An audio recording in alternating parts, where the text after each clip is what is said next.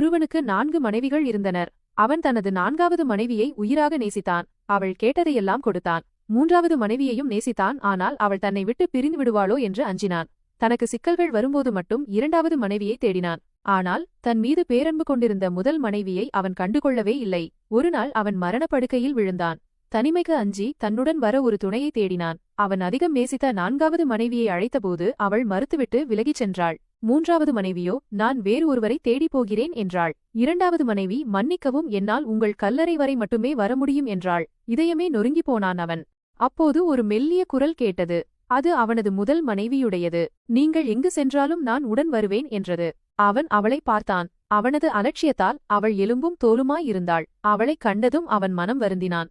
உன்னை நான் கவனித்திருக்க வேண்டும் எனக் கண்ணீருடன் கூறிக்கொண்டே உயிர் நீத்தான். நம் எல்லோருக்கும் இந்த 4 மனைவிகள் உண்டு. 4வது மனைவி நமது உடல். நாம் இறந்ததும் அது நம்மை விட்டு பிரிகிறது. 3வது மனைவி நமது சொத்து சுகங்கள். நாம் இறந்ததும் அவை மற்றவர்க்குச் செல்கின்றன. 2வது மனைவி நமது குடும்பமும் நண்பர்களும். அவர்கள் நமது கல்லறை வரை மட்டுமே துணை வருவார்கள். முதல் மனைவி நமது ஆன்மா. நாம் புறக்கணித்தாலும் இறுதி வரை நம்மோடு வருவது அது மட்டுமே. வாழும்போது ஆன்மாவை வளப்படுத்துவதே வாழ்க்கையின் நிதர்சனம்.